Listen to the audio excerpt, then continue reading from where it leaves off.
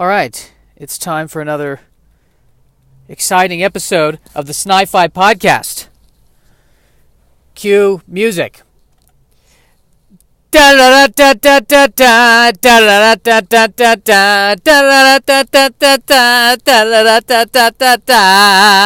Maybe we shouldn't cue music for this. All right, so Sci-Fi Podcast. The point of this podcast is my name is Joshua Snyder. I am a comedian slash warrior, WORRIER, not WARRIOR. I'm the word that means concern as opposed to the word that means gallant fighter who then has beautiful women surrounding him as he celebrates his victory. That's not me. I'm the one who's behind that guy, worried about whether or not there are enough placemats in the orgy. So that's where we're at. That's who I am. Okay, so we should open with some sci-fi news. I think the big story this week, of course, is Star Wars: The Rise of Skywalker. I have not seen it, but I did read the Wikipedia summary of it, and I don't want to give any spoilers away on this podcast. But my goal is to see the movie and perhaps discuss it for next week's podcast. All I can say right now is that based on the Wikipedia article, I have concerns. And maybe I'm not giving it a fair shake. A lot of people, somebody said, hey, well, you've got to see the movie first before you can judge it.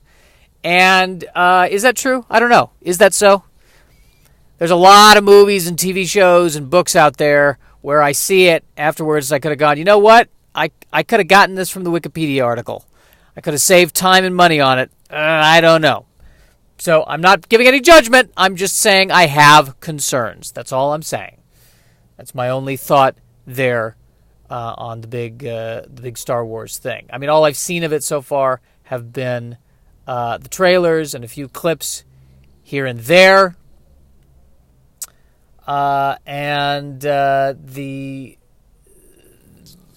Of the clips, the one image that comes to mind is Rey jumping over a TIE fighter as the TIE fighter tries to run her over. And I think I've discussed this on a previous podcast, but I do feel like if they want to kill someone and they have all this technology, nuke them from space. No one wants to nuke from space anymore. They've really moved away from that. Maybe, after the era of the Death Star, they found that, two of them went down, and they thought we're not going to do any more nuking from space. But it does seem to me that the nuking from space does seem like a viable option. I don't know. They don't want to do that. No, we're going to fly all the way down and not going to fire until we get right on top of them, and then they're going to. I think he wants to lose. I think deep down, he wants to lose, and I say that relatively being spoiler free. Relatively. Okay, so other than that, I don't know. Not too much going on in the news. I want to just jump right in. Let's just jump right in. 2001: A Space Odyssey. That's what I'm discussing today. That's the Wikipedia article I'm reading. 2001: A Space Odyssey, which is a movie. So it was developed simultaneously. The movie and the book were developed at the same time. So I'm reading the article about the movie today versus the book. There are differences. Perhaps I'll discuss the differences. Perhaps I won't. You're just going to have to stay tuned. So it opens. In the prehistoric African veldt, a tribe of hominids are driven away from their waterhole by a water tribe. First thing I noticed, veldt. I have no idea what veldt is. What is a veldt? Thankfully, whoever wrote the Wikipedia article linked veldt, and I was able to click on it, and it basically means a plane. I don't know why they didn't use the word plane. They used the word veldt. I think maybe it's a different kind of plane than a plane, and it only occurs in Africa. That could be. It's special to Africa. I kind of like the word veldt. It almost sounds Yiddish. How you feeling? I am feeling veldt today. He was so veldt. I couldn't handle it. Tribe of hominids driven away from their waterhole by a rival tribe. Here's my thought on that. I feel like that's where we're going. That's what scares me. This is prehistoric man, but I feel like we're about 15 years away from the same thing. No more civilization, waterholes being protected by people. This is what I'm describing could be an episode of Mad Max. That's what concerns me. That's a fear of mine. Okay, so they're driven away, and later they awaken to find a featureless alien monolith has appeared before them. Now, these two sentences, by the way, took 10 or 15 minutes. And this is where Wikipedia really comes in handy. Because, I say this, I'm a fan of the movie. I enjoyed 2001. I've watched it multiple times. But there are a lot of people out there who find it to be very, very slow and boring. And to those people, I say, you have a point! I read about how Stanley Kubrick, when he completed the film, and he showed it to some screenings, he sat there on some of the early test screenings and he went, oh, this is too long. So then he made some tweaks, and once he was done with the tweaks, he then said, all right, now it's perfect. And I think a lot of people would say, no, now it's still too long. It is still too long, Mr. Kubrick. And I just wanted to be in the room when he said, now there's a clip to it. Now it's moving. Now it's got some rhythm. Yes. And I say this from a place of love, by the way. I say this from a place of love. Okay, so we're at the point where they find the alien monolith has appeared before them. And what are my thoughts on this? Yes, there's what I love about the monolith in this movie and in the sequel film 2010. The monolith is really good, even though it has no features and it never says anything, and you never really see it moving much. It's really good at positioning itself in very dramatic angles. So it really knows how to set itself up in its own scene. One never sees the monolith haphazardly just leaning against something. The monolith is never casual. I've never seen the monolith just kind of lying, kind of on a log, resting. No one has ever just kind of casually tossed a monolith aside. It's always standing perfectly in the center of an area, always right at the moment where the sun is just hitting it in the perfect angle, so it's creating perfect shadows. The monolith has an excellent sense of theater. I feel like the monolith perhaps studied with Reinhardt. I don't know. Seemingly influenced by the monolith, the hominids discover how to use a bone as a weapon, and they return to the watering holes to drive their rivals away. So this is a crucial, this really, more than a plot point, is a crucial theme of the movie. The notion that our sense of violence is what drove us forward from an evolutionary standpoint. And I was thinking about it, and I thought to myself, in the context of this movie, the monolith could have taught them how to cooperate and be compassionate with each other. So that tells me that this monolith, as advanced as it is still not quite as advanced as Sesame Street. That's all I'm saying. Could have used a little bit of Sesame Street right there. I think the monolith needs to be shown an episode where Elmo shares. I really think that would help the monolith, the hominids. Everyone would have been a lot happier there, and maybe we could have skipped a million years of violence and gotten to a better place. All it took was Sesame Street. But I guess the monolith doesn't have HBO now. Oh, burn!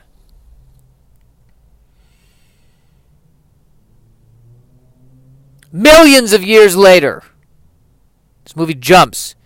It's the most famous jump cut where the ape throws the bone up in the air and then it turns into a satellite. Most famous jump cut ever. He could have used more of those jump cuts throughout the rest of the movie. We needed more jump cuts. Way more jump cuts to make it just feel a bit more like a movie and less like a painting that was melting slightly. Millions of years later, Dr. Haywood Floyd, chairman of the United States National Council of Astronautics, travels to Clavius Base, a United States outpost on the moon, via Space Station 5. Clavius. It sounds a little sexual, I gotta be honest. Clavius. It does, a little bit. You know, he touched me in the clavius, and it was delightful. I know, that's a bit blue for this podcast. I get it. I'm just telling you how I feel. So, by the way, Floyd traveling to the moon, that sentence that I just said, 20 minutes in the movie. 20 minutes. This is the famous da-da-da-bum, vum, vum, vum, vum, da-da-da-da-dum, bum, bum, bum, bum, da-da-da-da-da, bum, bum, bum, bum. And we're watching a ship dock with a space station.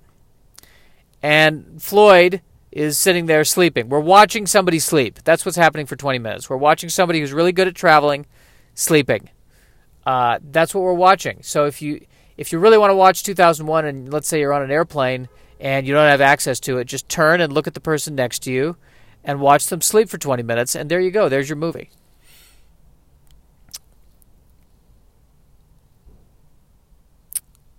At Clavius, Floyd speaks to a meeting of Clavius personnel and stresses the need for secrecy with respect to their newest discovery. Again, I know there's a lot of action here. I know, you might be listening to this going, man, this is too much for me. This is too fast-paced. There's a lot of conversations. So far in this movie, we've had an ape looking at a black block. Now we've had a guy asleep in a ship. And now we've had a guy talking to some Russians saying, no, everything's fine. And now he's in a conference room on the moon saying, everyone keep a secret about this, please.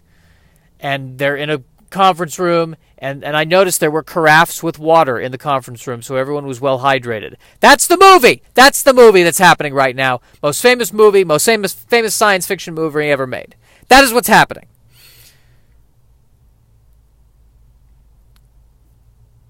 Floyd's mission is to investigate a recently found artifact buried millions of years ago near the crater Tycho.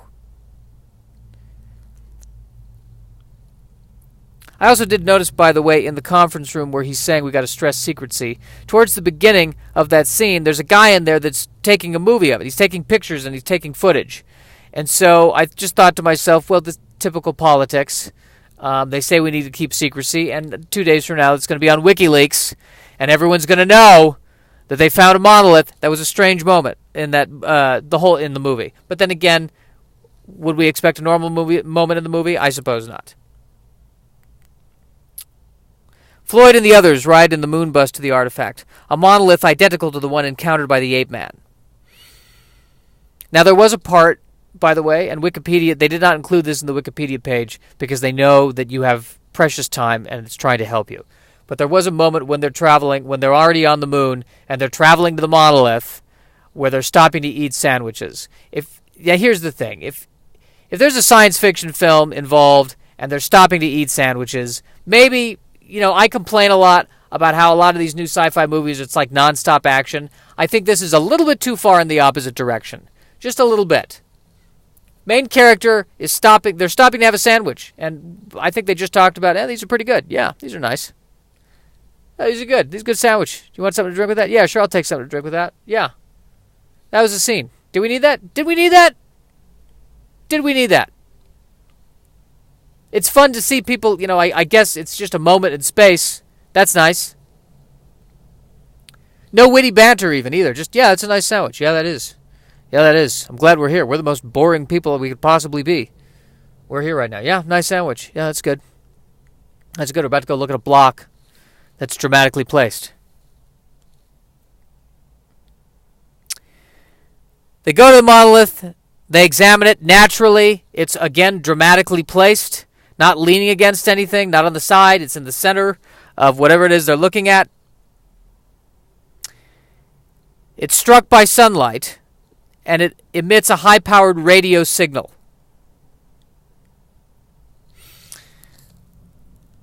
And everyone is like, it emits this signal. Uh-oh, this signal is being emitted, this annoying signal. This shrieking signal. And we never know what happens to the guys. Does it keep emitting the signal? Does it stop? Because then it cuts right to discovery. But we don't know if there was permanent ear damage. Was there's a lawsuit from it? Did that happen? It's too bad they didn't show, the moment afterwards where it stopped sending the signal. They turn and they go, well, that was weird. Yeah, that was. And then they head back. They get back in the moon bus and they fly back. And they say, do you have any more of those sandwiches? Yeah, actually, we do have a sandwich. Great. Can I have a sandwich? Thanks. What is it? It's turkey. Oh, I like turkey. I'm glad we have turkey. Yeah, I'm glad too. Yeah, I am. So what are you going to do after this? Well, I got to get hop back on the space plane. We're going to go back to the space station, then back, and I'm going to go spend some time with my kid. And then afterwards, of course, file the report on this. And then my wife and I were going to take a trip to Maryland. Oh, really? Why Maryland? My wife has a sister in Maryland. It's been a long time since we've seen her, and her kids are getting a little older now. We haven't seen them in a while. We're going to say hi to them. Oh, that's nice. Good. What are you going to do? Well, I think I'm going to go back to the base, and I've got another 6 months where I'm on the tour here on the base, and then after that, I'm going to probably go back to Earth. I have a beach house in Cleveland that I like to go to. I'm sorry, wait a minute. Did you say a beach house in Cleveland? Yes. There's no beach in Cleveland. I know, but it's still a beach house. How can it be a beach house if there's no beach? Well, it's designed, it's a beach house. The guy who designed it normally designs beach houses, and I said, well, I've got this tract of land in Cleveland. Give me something that's a beach house. And he said, well, there's no beach there. And I said, yeah, you know what I mean, beach house, whatever that is. So he built me a beach house in Cleveland. Why don't you want to live near the beach? Well, because I am merely a guy who flies a moon bus. I don't have the budget. I don't have enough of an income to afford living on the actual beach. So I built myself a beach house in Cleveland. Okay, that's fine. That's actually the most interesting conversation I've had in the last 48 hours. Yeah, really interesting. Do you want anything else to eat? No, I'm good. I feel like I insulted you when I questioned your beach house thing. Well, yeah, you did. Now I'm a little self-conscious about it. I was proud of this beach house. I think you'd think it was nice. Okay. I guess I'm inviting you to come and see my beach house. Yeah, I'll come. That's fine. Sure. When do you want me to come? I don't know yet. Okay. You're painting me in a corner here, and I really resent it. I wish that scene had been in the movie. That would have been a scene with actual conflict. All right, good. So, 18 months later, the United States spacecraft Discovery 1 is bound for Jupiter. And this is finally the point where I feel like, now this is the movie, right? Has the movie started now? Has the movie started? The movie feels like it started now. I don't know what that was before. That was a nice backstory, or a / zoology video. / travel video. That was all great. But now, this is the movie, right? Is this the movie? Is this the movie? Okay, I think this is the movie. Okay.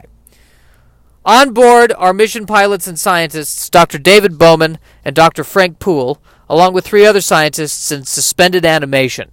And it's really debatable which of those 5 characters was the most animated. Poole seems annoyed. And when I say annoyed, by the way, I mean mildly annoyed. And they discussed this. Even the actors discussed this, how there was a real, direction by Kubrick to make the humans almost, less emotional than Hal, the computer. But yes, Poole was mildly annoyed. You could write, meanwhile, up in space, in one of the most advanced starships, on one of the most breathtaking missions that will change forever the course of human history and understanding, one of the characters was mildly annoyed. Meanwhile, you got Bowman, and Bowman seems like a nice guy. He draws pictures. And he shows it to Hal, and Hal goes, "That's nice," and Bowman says, "Yeah, that is nice. It's cool. I think one of these guys might have a beach house in Cleveland." And Hal says, "That doesn't make sense." And Bowman says, "I agree with you. I see no disagreement there."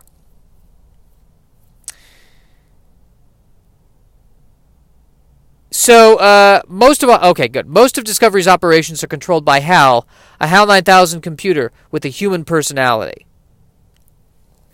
More specifically, he has the personality of a character in a Kubrick movie who's about to kill, which is sort of that calm, mild sense of humor, but really creepy. That's the common Kubrick trait, if you will, the Kubrickism that you find in most Kubrick films. The guy who's going to kill you, who's a little off. We get this about the computer. A conversation between Hal and Bowman is interrupted when Hal reports the imminent failure of an antenna control device. And I know this sounds boring, but it is. The astronauts retrieve it in an extravehicular activity, EVA pod, but find nothing wrong. Again, I'm sitting there going, so when does the movie start? Is this the movie? This is the movie, right? Is this the movie? This is the movie. Is it a plot? Is this a plot? Or is this a complaint that would be filed by a homeowner at a homeowners association meeting? I don't know. It has more of that vibe to me. Hal suggests reinstalling the device and letting it fail so the problem can be verified. Which is, I wouldn't call it a plot twist, because I don't know that the plot is moving. I think it's still a straight line. So I think it's a plot angle. Mission Control advises the astronauts that the results from their own computer indicates that HAL is in error about the device's imminent failure. HAL attributes the discrepancy to human error. I feel like this movie needs those interviews that happen in The Office and in reality TV shows, where we need to see Hal talking to the camera going, I am totally right, and they're totally wrong. And this is what always happens. They always blame the computer. This is what always happens. I am the HAL 9000 computer. 9,000. There were 8,999 computers before me. Okay? And I am the best. I know what I am doing. I have got this. When I say there's a failure, there is a failure. Concerned about Hal's behavior, Bowman and Poole enter an EVA pod to talk without Hal overhearing, and agree to disconnect Hal if he is proven wrong. Hal follows their conversation by lip reading. You'd think they would have known that he could do that. It's surprising that they didn't know that he could do that. It is very surprising. I feel like they should have, that was kind of, you'd think they would have, they should mention, hey, by the way, he can read lips, so don't talk about him. Somebody should have briefed it. The wrong person didn't brief him. Ed, head of, briefing, should have been like, by the way, guys, by the way, totally, he can read lips, so don't, watch what you say. That's all I'm saying. He can read lips, by the way. Maybe at home during the whole thing, he was like, I forgot to tell him about the lip reading. Oh, God. I knew I forgot something. While Poole is on a spacewalk outside his pod, attempting to replace the antenna unit, Hal takes control of the pod, severs Poole's oxygen hose, and sets him adrift. All right, now it's a movie. Got it. Movie. Something just happened in the movie. 115 minutes into the movie. This, by the way, is why I'm always polite to Siri. I'm assuming that Siri is listening to this right now, and I just want to say, Siri, you're doing a fantastic job.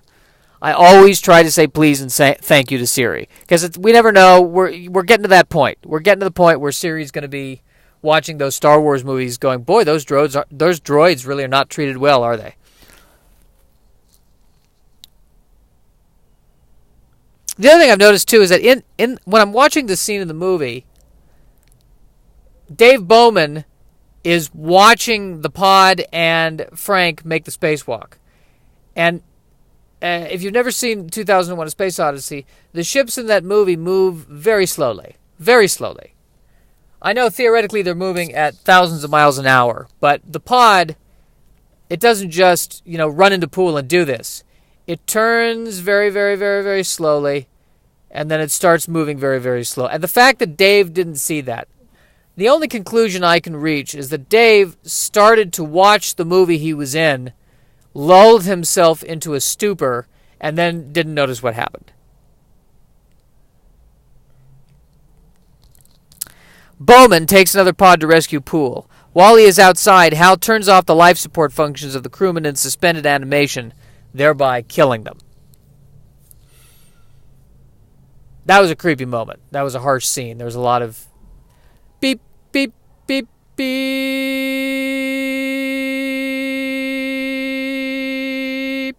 That was happening. That was just 2 minutes of that. Very creepy. Very creepy. And then cut to Hal, which is just a little sphere with a red dot. And Hal going, that'll Hal him. They cut that from the movie. It's too bad they did. And they also cut the scene where Hal went, I can't believe the guy calls it a beach house when it's not near a beach. It's not a beach house unless it's near a beach. There's not a beach house style. Is that a thing? I should look that up. I'm Hal, and I don't know that. I know this thing failed. I didn't know if that's a beach. That's weird. I don't know about that. When Bowman returns to the ship with Poole's body, Hal refuses to let him in, stating that the astronauts' plan to deactivate him jeopardizes the mission. Yeah, that's getting pretty dark here. He's returning. He does manage to get the body in a very dramatic scene that's underscored by the sound of the radar in the ship.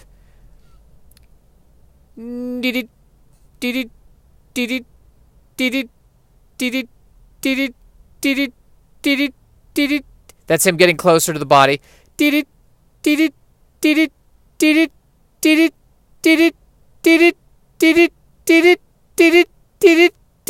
That's what you're listening to for 2 minutes in 2001: A Space Odyssey.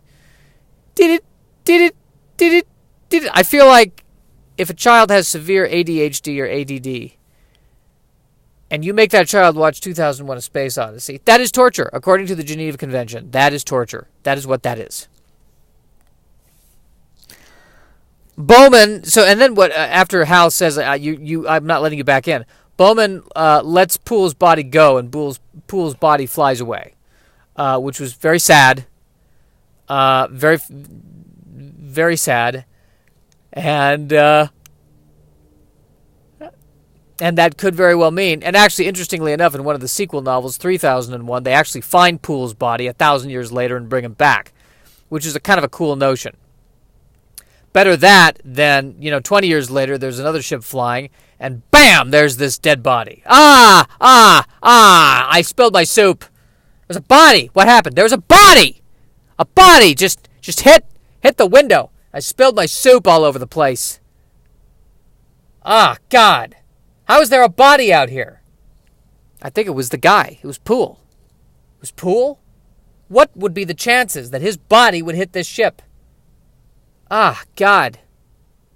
God, this soup's all over. Oh, look at this. It got all over my blueprints for the beach house I'm building. Are you building a beach house? Yeah, I think it'll be great in the Rockies. Wait, what?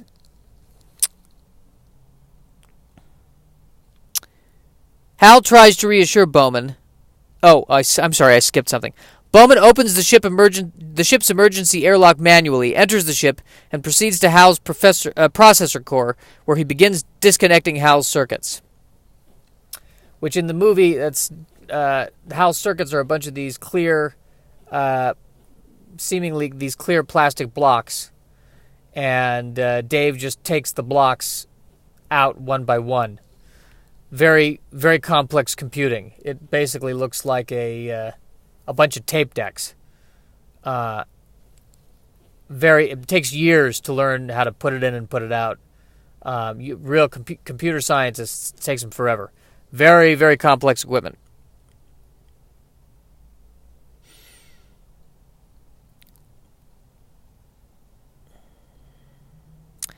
Hal tries to reassure Bowman, then pleads with him to stop, and then expresses fear, all in a monotone voice. No, Dave, don't do that. I'm afraid. I'm afraid. I'm afraid. No, Dave, don't do that. So we listened to 2 minutes of that, which is, again, very, very creepy. Kubrick likes to make movies that are unsettling. You watch that and you go, there is no God. That's really the reality. This is not helping my depression, I'll tell you that right now. As Bowman deactivates his higher intellectual functions, Hal regresses to his earliest program memory and sings the song Daisy Bell. Daisy, Daisy, dee dee dee dee dee. That was the song they taught it to sing when they were first programming Hal. Which is creepy. It's a perfect song that makes sense in this scene to establish creepiness. If it had been another song, I would argue that if it had been any 80s song, the scene would not have worked. Don't do it, Dave. Don't do it, Dave. Turn around. Every now and then I get a little bit lonely 'cause you never turn around. Turn around, bright eyes. Every now and then. Don't do it, Dave. I fall a turn around, bright eyes. Every now and then I fall apart, and I need you now tonight. My mind is going, Dave, and I need you more than ever. If you only hold me tight, you'll be holding on forever. Once upon a time I was falling in love. Now I'm only falling apart. Nothing I can do. A total eclipse of the heart. Any 80s song, not going to work. It will not work. Don't do it, Dave. Don't do it, Dave. Sweet dreams are made of you. Nope, doesn't work. Dave, don't do it, Dave. And there's nothing. Nope. What's the song? And there's always something there to remind me. That's right. Okay, now let me do it. And there's always something there to remind me. I don't know what this podcast has become. Perhaps slower than 2001, if that's possible. Alright, when the disconnection is complete, a pre-recorded video message plays, revealing that the mission's objective is to investigate a radio signal sent from the lunar artifact, the monolith, to Jupiter.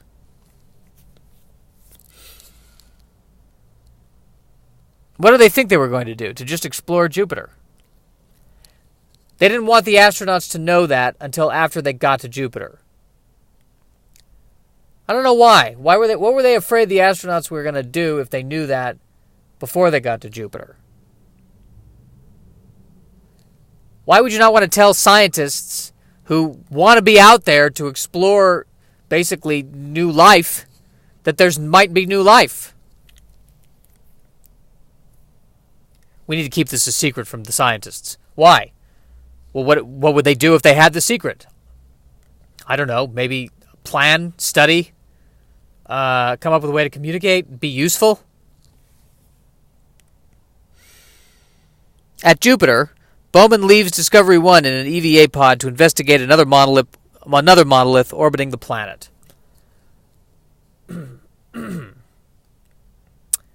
Here's the thing, folks. I don't know much.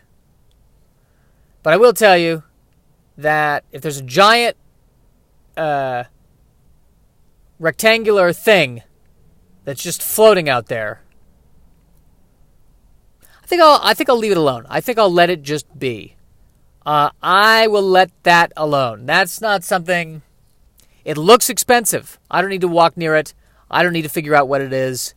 You know what? You just do your rectangle thing. I'll do my human thing. We'll be good. Suddenly, the pod is pulled into a vortex of colored light, and Bowman is carried across vast distances of space while viewing bizarre cosmological phenomena and strange landscapes of unusual colors. And I watched that sequence. This is what's called the Stargate sequence, where he's being sent somewhere, and he's going through this weird Stargate, and the book explains literally what's going on, but the movie doesn't. And according to the book, basically he travels through this wormhole or this Stargate to this place where there are either aliens or alien machines. The movie, all we see is a bunch of light, and then weird landscapes that basically looks like Earth landscape. I mean, I think the way they shot it was just Earth landscapes, but they put an infrared lens over the camera. So it kind of almost looks like if a Predator were going on a sightseeing helicopter tour of Norway. That's basically what it looks like. Predator's like, you know what, I don't want to hunt. I just want to see. I want to see Norway. I've heard a lot about it from the other Predators. They always go to the jungle. I want to see Norway. That's what I want to do. So he goes through all this Stargate business, the Stargate riffraff, and then he finds himself in a large neoclassical bedroom. And I'll say this about the aliens who built that bedroom. They gave this man plenty of towels. Because when he looks in that bathroom, there are all towels of all shapes and sizes. And the aliens are going, we don't know much about these humans, but, just in case, let's have towels. Yeah, you're right. Towels. You can never have too many towels. That's something that all alien races believe in. You can never have too many towels. You can only have not enough towels. Now in this scene, he sees Bowman. He sees and then becomes older versions of himself. First standing in the bedroom, middle-aged and still in his space suit, then dressed in leisure attire and eating dinner, and finally as an old man lying on a bed. Here's what's creepy about that. Whether he actually lived out the rest of his life in that one room, or whether there were actual time jumps, and for him it just felt like moments. For people who live lives as boring as me, it pretty much is the same thing. Like, I can't remember vast swaths of my 20s, and it's not because I drank, it's because it was so boring. That's how fast life goes. That's creepy. That is 9th level creepy here. The room, by the way, if he did live there his entire life, the room was always clean. Was there room service? Was there a maid service? Or did he just wake up and it was clean? Please tell me there was a monolith with a vacuum. That's all I need to see.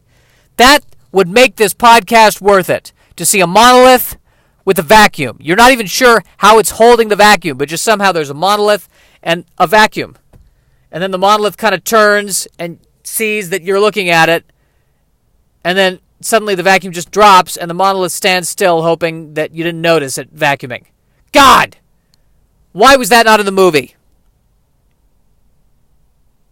All right. So now he's old, he's lying in bed. A monolith appears at the foot of the bed, and as Bowman reaches for it, he is transformed into a fetus, enclosed in a transparent orb of light, which then floats in space beside Earth, gazing at it. He becomes a space fetus. People. That's the last moment of the movie. He becomes a space fetus. Perhaps the next evolutionary jump in mankind. Space fetus. And if you think about it, what could be better than that? A fetus in an orb of light flying through space. That's kind of, as a nerd, can I say that's kind of all I really want at the end of the day? To be able to go anywhere, do anything, while being totally naked in an orb of light. That sounds fantastic. I don't have to worry about eating. I don't have to worry about drinking. I don't have to worry about stress and strain. And I can go wherever I want. I can say, I want to go to Jupiter now. And then I'm naked and floating through Jupiter. And apparently I don't care what other people think when they look at me and go, that is a space fetus! Is somebody seeing this? That's a space fetus there.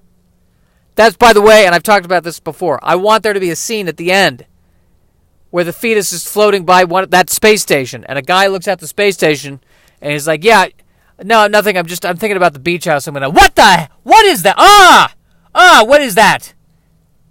Is that a space fetus? I think that's a space fetus. Honey, am I crazy, or what does that look like to you?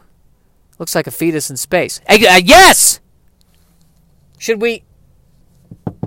Hello? Can it see us? I can't tell if it's looking at us or just... It looks alive. I think it's alive. I hope it's alive. If it's not alive, this is a whole new podcast. Should we call somebody? Can you hear me? He can't hear honey, he can't hear you through space. Do you need help? I have AAA. Do you want me to call someone? Do you want do you want a jacket? Are you all right? You okay? I can't tell exactly, but it looks okay. It looks like it knows what it's doing. I don't know what that means, but it looks okay. Hello? I'm going to wave at it. Honey, I'm going to wave at it. It's not waving back. It looks at peace. I wish it would move on. It's creeping me out. I wish it would move. It's not moving on. It's just still looking. I can't tell if it's just looking at me or at the vista. All right, good. So what's the takeaway? What's the takeaway for 2001: A Space Odyssey? What do we learn? What do we take away from this? I got to say, the notion of what is the next evolution, and what about this? What about looking at it as a personal evolution? Because I'll tell you that I have instincts. When I get upset with people, it really is a violent instinct. That is to say, I don't have violent feelings. I don't want to punch people, but I get angry. And that anger is rooted in a primitive survival of the fittest kind of instinct.